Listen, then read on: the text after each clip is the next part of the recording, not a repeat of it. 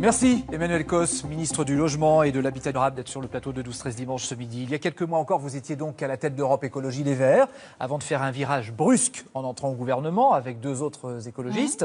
Un choix qui a surpris, y compris ceux qui vous sont proches politiquement. Depuis, les écologistes ne s'en sont pas remis, parce qu'ils sont de plus en plus atomisés. Alors ils tentent de recoller les morceaux avant la présidentielle, puisqu'ils annoncent l'organisation d'une primaire. Mais en attendant, est-ce qu'Europe Écologie Les Verts, c'est pas déjà mort ?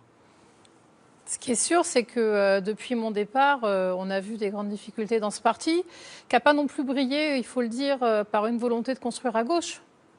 Depuis mon départ, Europe Écologie n'a pas voulu appeler à voter pour des élections législatives partielles, où pourtant nous étions en alliance avec le Parti socialiste. Il y a eu beaucoup de termes très violents à mon encontre, et en tout cas, on les a moins vus sur le terrain de l'écologie, sur des dossiers très importants. Je pense notamment à la fermeture de Fessenheim ou des questions liées évidemment à l'énergie que sur des sujets où c'était beaucoup plus présent et très politicien. Eh bien, ça tombe bien que vous soyez là parce qu'on va en parler un peu plus longuement Absolument. tout à l'heure. Mais impossible de ne pas évoquer évidemment l'Euro 2016 avant la finale de ce soir entre la France et le Portugal. François Hollande s'affiche comme le premier supporter, mais avant lui, d'autres l'ont fait aussi.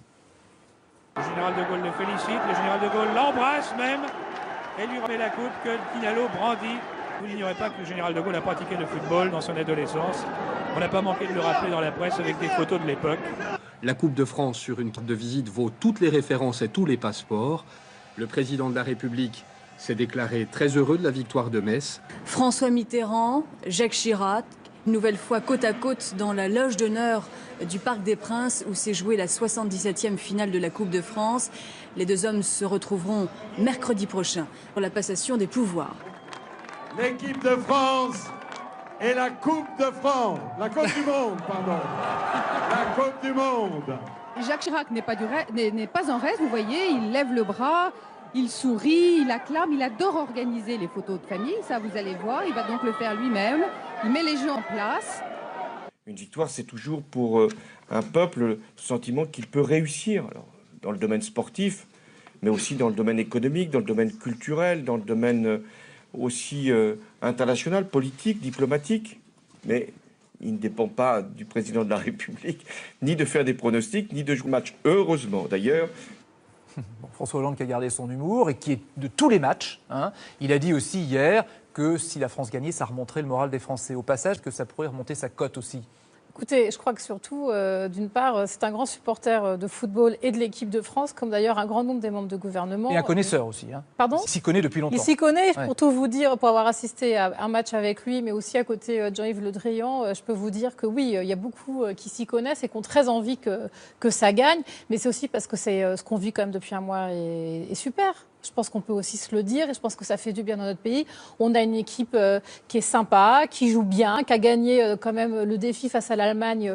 Personne n'osait y croire et il a été franchi. Donc je pense que voilà, il faut aussi vivre ces moments pour ce qu'ils sont. Alors, et le football, c'est aussi très important. Et que l'Euro se soit si bien passé d'un point de vue sportif et d'un point de vue plus général d'accueil de tous ces fans. Et de sécurité. Et de sécurité, ça me semble quelque chose de très positif pour tous. En tout cas, ça se bouscule du côté des ministres pour être dans la tribune présidentielle ce soir au Stade de France. Il n'y aura pas de la place pour tout le monde. Vous n'y serez pas. Est-ce que vous avez laissé votre place volontiers ? Non, je n'ai rien demandé et je vais vivre ça chez moi en famille. Et de toute façon, je vais vous dire, dans ce genre de match, je crois que partout où on est, c'est bien. Il suffit juste d'avoir un écran de télévision ou une radio pour savoir ce qui se passe.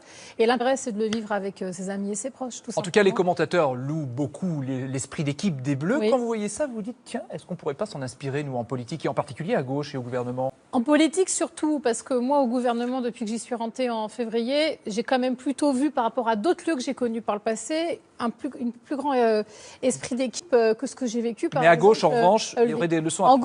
À gauche, il est sûr qu'il y a encore beaucoup à faire, mais c'est aussi, la question, c'est de savoir à chaque fois pourquoi est-ce qu'on a envie de faire avec les autres. Et ça rejoint, y compris ce que moi j'ai voulu faire au moment rentrant dans ce gouvernement. Je ne l'ai pas fait pour moi-même, je l'ai fait parce que je voulais mettre mon énergie au service de mon pays et agir. Et je pense que quand vous êtes dans cette volonté d'équipe, eh bien, vous mettez votre personne en arrière et vous mettez votre énergie au service de tout le monde. C'est ça l'esprit d'équipe. Voilà pour les comparaisons entre le sport et la politique, mais on va s'arrêter là. Parce que le football, c'est une parenthèse après des mois de conflit sur la loi travail qui a divisé là aussi la gauche. Seul moment de rassemblement cette semaine, c'était pour rendre hommage à Michel Rocard. J'ai donc décidé d'engager la responsabilité du gouvernement sur le vote Pour le symbole, les députés de droite quittent l'hémicycle au moment de l'annonce du recours à l'article 49.3. Le débat est clos, l'opposition en prend acte, elle laissera la gauche s'entre-déchirer. Son intransigeance, son incapacité à accepter que d'autres pensent différemment et sincèrement, eh bien tout cela, ça questionne son aptitude à gouverner. C'est partout et toujours la lutte qui arrache et la loi légalise après. Auprès de lui, j'ai appris avec beaucoup d'entre vous le sens du mot minoritaire. Minoritaire, mais qui respectait la règle. L'éloge funèbre de François Hollande fait écho à la situation politique du Parti socialiste aujourd'hui. Il était conscient que les deux gauches devaient s'unir pour gouverner. Jamais il n'a joué contre sa famille politique. Le temps d'une journée, Michel Rocard aura réussi à rassembler la famille socialiste autour de sa mémoire. Emmanuel, vous étiez à l'hommage, on vient de vous voir. Vous n'êtes ni socialiste, ni de cette génération politique. Michel Rocard, ça représente quoi pour vous ? Je ne suis pas socialiste, mais Michel Rocard, c'était important dans ma famille qui n'était pas socialiste, notamment pour ce qu'il a fait et pour l'Algérie. Et je pense qu'il faut le redire, ce qu'il a fait au moment de la guerre d'Algérie, et aussi ce qu'il a réussi à faire pour la Nouvelle-Calédonie. Ça a été deux actes très forts, y compris, je pense que la France s'est sortie grandie. Et après, c'était un homme de compromis, mais un homme qui n'a jamais oublié sa radicalité. Dans le sens où quand vous défendez, par exemple, la création du RMI, vous défendez des questions fortes, ou comme il y a un an, il était très engagé sur les questions environnementales et climatiques, il n'a jamais oublié ses convictions et sa radicalité, sa volonté d'avancer et le compromis, faire avec les autres, donc à les convaincre. Alors, faire avec les autres parfois, mais ça a été dit d'ailleurs lors beaucoup du discours. 49.3, oui. Beaucoup de 49.3. Vous savez que ça va nous amener à mais aujourd'hui. Bien sûr. Parce que ce 49.3, ça a l'air d'être une méthode qui fait force de loi aujourd'hui au gouvernement.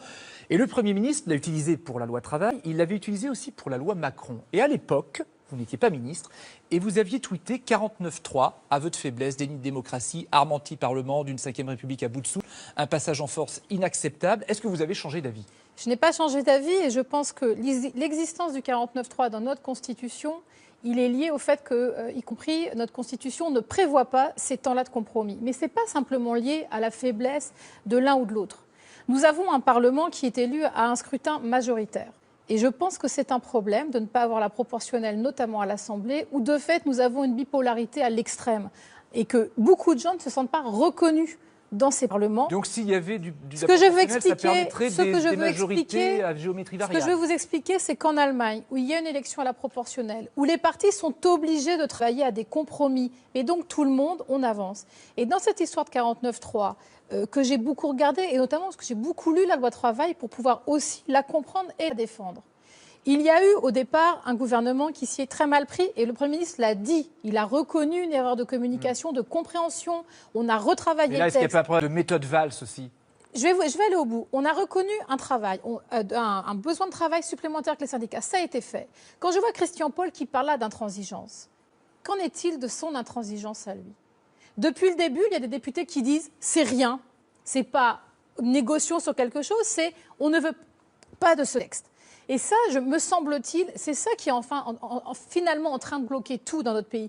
Donc ceux qui bloquent, c'est les frondeurs. Non, ce que je veux dire, c'est ce que vous dites, ceux qui bloquent, c'est ceux qui ne veulent pas travailler une négociation. Donc les frondeurs. Quand la ministre du Travail dit, on réouvre les négociations, on avance, on enlève les sujets les plus problématiques. Et je rappelle que dans ce texte de loi aujourd'hui, il n'y a plus les points qui, y compris, faisaient discussion à la CFDT. À partir de là, pouvons-nous discuter ? Moi, je connais beaucoup de ces frondeurs, qui sont des gens tout à fait estimables et que j'estime, mais qui en même temps ne disent jamais « j'ai des propositions, est-ce qu'on peut en discuter ?» Et donc vous arrivez au 49.3. Et le 49.3, il est là aujourd'hui, donc il est utilisé. Oui. Je ne savais pas. Il a été utilisé 2 fois. Trop ? Non, 2 fois. Est-ce qu'il faudrait le supprimer ? Est-ce que c'est une 2 fois. aberration ? Ce que je veux dire, c'est qu'on fait un procès à Manuel Valls, comme on avait fait un procès à Michel Rocard en son temps. En 3 ans, il avait utilisé plus d'une vingtaine de fois. Est-ce qu'il faudrait supprimer le 49.3 ? Mais ce qu'il faut supprimer au-delà du 49.3, c'est d'avoir une constitution plus moderne. Donc une constitution plus moderne, ça veut dire pas de 49.3 dedans. Ça veut dire, me semble-t-il, et c'est ma position personnelle, un Parlement élu à la proportionnelle, une volonté d'inscrire la question du travail et du compromis dans la manière de travailler. Et donc, en effet, un 49.3 qui, me semble-t-il, n'est pas l'arme du compromis. Et juste un mot, la proportionnelle, vous pensez que ça va revenir pendant la présidentielle, ça ? Les socialistes en ont envie, vous croyez? En tout cas, il me semble que déjà, ça va revenir, je l'espère, dans la primaire et dans les primaires, parce que ce débat n'est pas porté seulement à gauche. Mais ensuite, quand on voit la crise démocratique, et notamment qui s'est exprimée avec un vote des extrêmes aussi important dans les 3 dernières élections locales, la question de la proportionnelle ne peut pas être absente du débat. C'est une grosse revendication du Front National, vous savez. Mais oui, mais du Front National comme des écologistes, comme des centristes. Ça vous gêne pas? Mais excusez-moi, on ne fait pas proportionnel pour défendre les couleurs de son parti. On le fait pour représenter mieux les Français. Ça ne vous gêne pas qu'il y ait 50% des voix exprimées au premier tour des législatives de 2012 qui ne soient pas présentes au Parlement? Donc vous souhaitez que la proportionnelle soit remise dans le débat? Et je le redis, aujourd'hui, tous les parlements européens sont sur un mode électoral qui est moderne, hormis la France et la Grande-Bretagne. Alors on va revenir sur les conséquences de la loi travail. Il y a eu des manifestations avec des violences, parfois aussi. Jean-Christophe Cambadélis, la semaine dernière, ici, a annoncé qu'il annulait du coup l'université d'été qui devait avoir lieu à Nantes fin août. Est-ce qu'il a pris la bonne décision? Je crois qu'il a pris la bonne décision après en avoir discuté avec la maire de Nantes, mais notamment parce que ce n'était pas simplement des manifestations contre l'organisation elle-même. Il y avait des remontées assez inquiétantes de violences contre les militants qui seraient présents, contre les lieux, les restaurants y compris, les hôtels qui les accueilleraient. C'est pas un aveu de faiblesse quand même? Je vais vous dire, je pense surtout qu'à un moment, on a vu les discussions, par exemple, avec les syndicats pour réduire leur parcours durant les manifestations, pour qu'ils fassent des efforts. Je pense que les partis politiques doivent aussi y penser.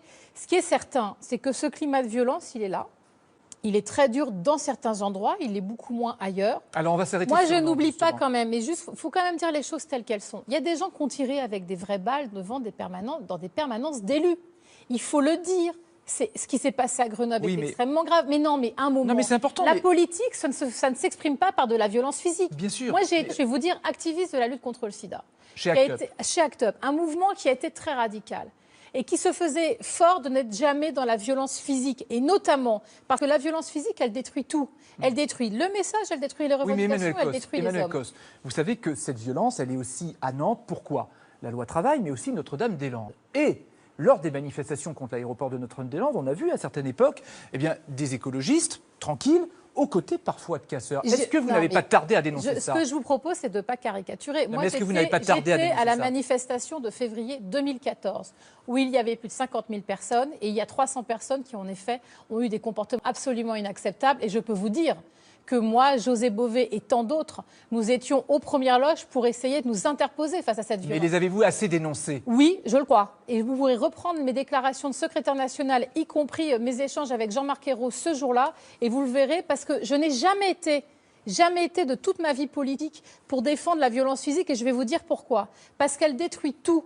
Elle détruit tout. Et en plus, elle annule totalement la force des messages. Et l'opposition de Notre-Dame-des-Landes, depuis le début, depuis 40 ans, elle a été portée par des paysans, des paysans de Notre-Dame-des-Landes. Mais aujourd'hui aussi. Et il y a aussi, aujourd'hui, vous l'avez dit, des jeunes notamment qui peuvent faire acte de violence, mais n'oublions pas la force de la mobilisation de ces paysans, parce que sinon, ça veut dire aussi qu'on caricature cette lutte. Une dernière question sur Notre-Dame-des-Landes. Le référendum a eu lieu. Le oui à l'aéroport l'a emporté et les écologistes disent « nous, on ne reconnaît pas ça ». Quand on dit les écologistes, Europe Écologie Les Verts dit « on ne reconnaît pas ça ». Ils ont tort. Ce qui est certain, c'est que ce référendum, ça a été un vrai succès. Il y a 50% des gens qui l'ont voté, il faut le reconnaître. Donc le débat est clos. Le débat est clos, en tout cas, sur la valeur de ce référendum. Il a eu lieu, ça a été une réussite. Mais pas sur la pertinence de l'aéroport. Mais non, enfin moi j'ai toujours été opposée à cet aéroport et je ne veux pas changer d'avis maintenant. Malgré le résultat du référendum. Mais le résultat du référendum, il permet de donner un sentiment populaire et il me semble que ça permet néanmoins de répondre à un débat politique. Ensuite, comme l'a dit le Premier ministre, cet aéroport, s'il doit se faire, il doit se faire dans le cadre du respect du droit européen et du droit. Et je rappelle qu'il y a encore des recours aujourd'hui qui existent.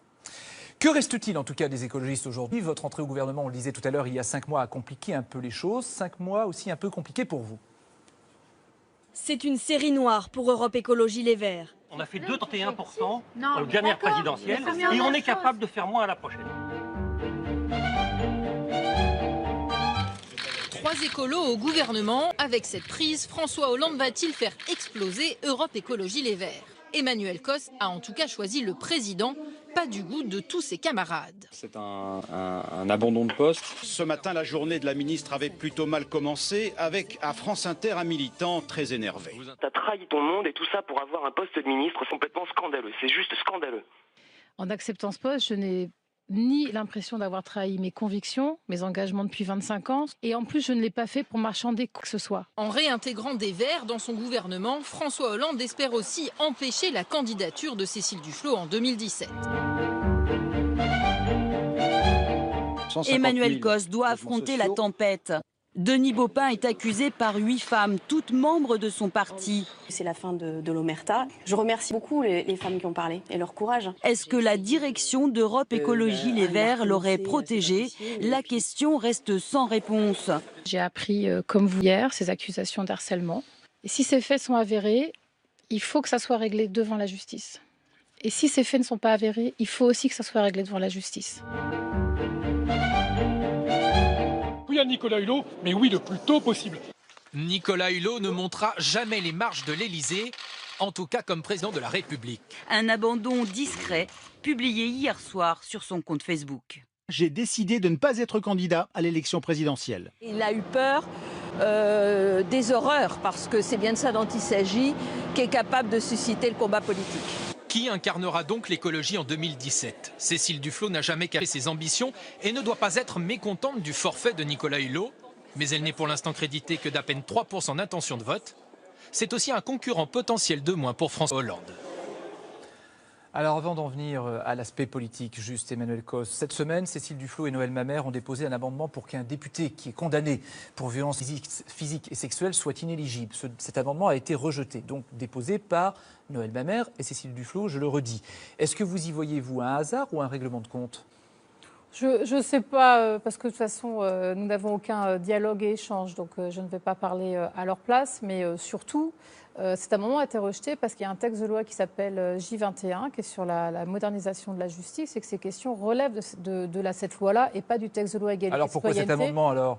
Vous savez, ils ont déposé beaucoup d'amendements dans ce texte de loi égalité citoyenneté. Ils étaient peu présents pour les défendre. Et pour tout vous dire, moi, j'ai défendu ma partie sur le logement. J'ai apporté des réponses importantes sur la mixité sociale et c'est ça qui m'importe. Alors, les éclats de voix chez les écologistes, ça fait partie de l'histoire du mouvement, on le sait. Mais là, ça commence à faire des dégâts quand même. Beaucoup de vaisselle cassée, des éclats de verre. Bruno Jeudi, rédacteur en chef politique à Paris Match, nous rejoint. Bonjour Bruno. Bonjour Francis. Bonjour Emmanuel Cos. Drôle d'année 2016 pour vous, Madame le Ministre, comme nous venons de le voir. Aujourd'hui, le courant écolo se cherche. Et vous vous rapprochez de la belle alliance populaire lancée par Jean-Christophe Cambadélis, et notamment sa primaire. Alors, est-ce qu'il faut y voir le signe que vous serez candidate à cette primaire ? Non. Non, et je tiens à ne pas chercher à hésiter là-dessus. Moi, je ne me suis jamais sentie à l'aise avec l'élection de façon présidentielle et je n'ai pas envie de concourir pour moi dans cette élection. Par contre, ce qui est certain, mais j'étais déjà dans cette position quand j'étais secrétaire nationale, moi je veux me battre pour que la gauche remporte les élections de 2017. Je le dis ici très clairement, parce que je pense que malgré toutes les difficultés dont on a pu parler tout à l'heure, elle a encore beaucoup de choses à faire. Et donc, je veux que mon camp gagne. Et mon camp, ce n'est pas juste le camp des écologistes. C'est le camp d'une gauche qui a su construire quelque chose pour 2012 et qui doit arriver à le construire en 2017. Et ça passe, me semble-t-il, par une primaire. Vous le savez, j'étais toujours favorable à une primaire pour 2017. Vous étiez favorable à une primaire. Oui. Alors, justement, une primaire, votre ancien parti, Europe Écologie Les Verts, vient de décider d'en organiser une primaire interne. Est-ce que cette primaire, c'est finalement tout sauf Cécile Duflot ? C'est, semble-t-il, un peu ce qui s'est discuté, mais moi, vous savez, je m'intéresse peu à ça. Ce qui est assez dommage, c'est qu'il y a eu une initiative lancée en janvier dernier par Danny Cohn-Bendit pour lancer une primaire ouverte de la gauche et des écologistes, à laquelle moi j'étais extrêmement favorable, à laquelle le PS est rentré. ELV était très divisé sur la question à cette époque. Au final, on voit un petit parti organiser une petite primaire. Et moi, petit parti, ça veut dire quoi ? Ça veut dire combien de militants aujourd'hui ? Écoutez, ça veut de leur demander, mais oh non, c'est un peu moins même. C'est-à-dire que votre ancien parti, vous dites aujourd'hui, il ne compte plus pour rien, quoi.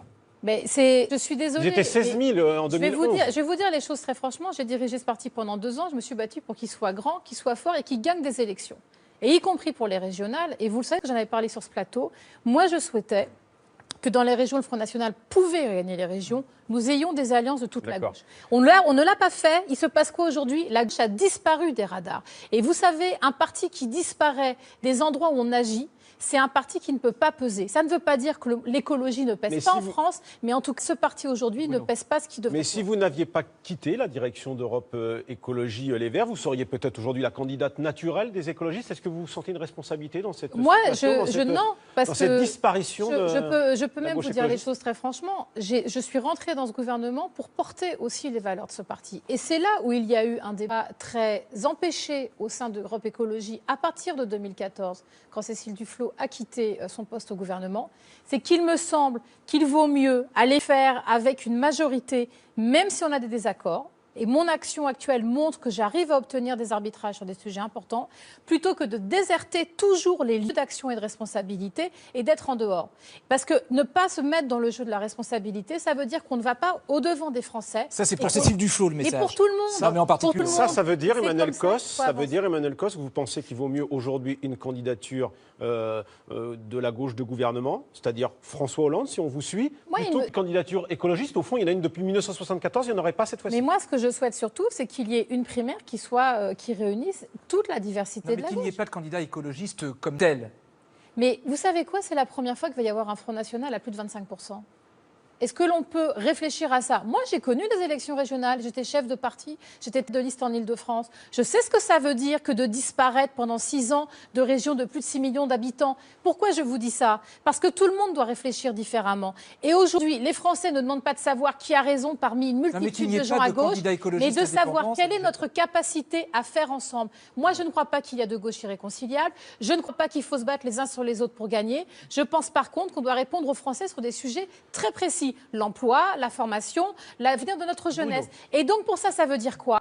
On participe ensemble à des efforts collectifs, on va dans des primaires où on se confronte. Donc je vais vous dire les choses très franchement, quand je suis rentrée au gouvernement, j'y suis allée avec mes idées, mon énergie, mais aussi avec ma volonté de continuer à discuter avec le Premier ministre. Donc vous n'êtes pas candidate à la primaire. Vous participerez à la primaire, ça veut dire que... Est-ce que vous allez rejoindre le parti écologiste, le parti de François de Rugy, qui lui veut être candidat à la primaire? Oui, mais on a déjà travaillé ensemble et aujourd'hui, le parti des écologistes, dirigé par François de Rugy, veut avoir un candidat, il en aura un à la primaire. Est-ce que vous allez rejoindre ce parti? Oui, absolument. Ça veut dire que vous soutiendrez sa démarche? Je le soutiendrai et au-delà de ça, je soutiendrai une volonté d'avoir une écologie qui n'est pas juste protestataire, mais qui agit. Et donc, ça veut dire qui est dans les responsabilités, qui va chercher les arbitrages et qui se bat là où il y a du pouvoir pour gagner des avancées. Et donc ce sera François Rugy, votre candidat? Encore faut-il qu'il confirme sa candidature. Mais... Avançons. On a vu tout à l'heure Nicolas Hulot qui vient d'annoncer qu'il ne serait pas candidat. Est-ce que ça vous a étonné? Ça m'a étonné, ça m'a attristé parce que Nicolas Hulot est un ami très cher. C'est quelqu'un pour qui j'ai, au-delà de l'estime, beaucoup d'admiration. Et c'est quelqu'un qui fait beaucoup pour l'écologie. Et c'est surtout la dureté de cette annonce parce que personne n'y était préparé. Donc oui, ça m'a rendu triste et y compris, je me suis fait du souci pour lui. D'accord. Ah bon, carrément. Oui, parce que c'est un homme qui est très engagé, qui cherche et qui réfléchit depuis plusieurs mois. Quand vous dites vous faites du souci, c'est-à-dire qu'il y a quelque chose qui va? Non, mais c'est que d'avoir cette prise de décision aussi rapide, voilà, je me suis... Un dernier mot, Mme Cos, sur votre collègue du gouvernement. Vous voyez tout à l'heure, vous étiez à côté de lui, Emmanuel Macron. Est-ce que, jusqu'à présent, c'était les écologistes qui étaient un peu qui jouaient les rôles d'agitateurs dans une majorité. Aujourd'hui, on a l'impression que c'est Emmanuel Macron qui tient ce rôle. Est-ce que ça vous choque qu'il use comme ça de sa liberté jusqu'à créer un mouvement? Est-ce que vous pensez qu'il doit quitter le gouvernement? Vous parliez d'esprit d'équipe tout à l'heure. Et moi, quand je suis rentrée dans ce gouvernement, j'essaie aussi de faire les choses en gardant mes convictions, mais en les mettant aussi au service de tout le monde. Et c'est sûr, mais ce n'est pas qu'Emmanuel Macron, que certains pensent qu'ils peuvent s'exonérer de cet esprit d'équipe. Moi, ce n'est pas ma manière de faire de la politique, ça ne l'a jamais été. Donc après, agitateur ou pas, je n'en sais rien. Je pense qu'il a beaucoup de choses à défendre. Et la question, c'est de savoir comment il les met au profit du pays et pas simplement de lui-même. Merci Bruno d'être venu sur le plateau de 12-13 dimanche. On en parle très rapidement, une toute dernière question qui concerne le gouvernement qui veut attirer en France les financiers qui pourraient quitter Londres après le Brexit. Mais pour rendre Paris attractive, il faut construire des logements, des résidences de luxe, on va dire, des bureaux. Est-ce que vous êtes prête à ça, vous ? Alors, Paris est déjà très attractif et je pense quand même qu'il faut le redire. Et la question, c'est de savoir de quels sont les besoins. Les bureaux en Ile-de-France, aujourd'hui, il y en a beaucoup. Il y a même beaucoup de mètres carrés vides. Ça ne veut pas dire qu'il y en a assez, ça va dépendre de qui là. Mais il faut surtout déjà aussi construire pour les gens qui voudraient venir, mais ne pas oublier non plus nos positions sur la régulation de la finance et sur le fait que la finance, elle est utile, c'est elle au service des pays et pas au service d'intérêts privés. Merci Emmanuel Cos d'avoir accepté notre invitation dans 12-13 dimanche. C'est le dernier numéro de la saison, dernier 12-13 dimanche créé en septembre 2011. On changera à la rentrée de nom, de formule, etc. Merci en particulier à Gilles Papin qui nous a suivis tout le temps, depuis 5 ans. Tout de suite, Catherine Matoche pour l'actualité de la mi-journée.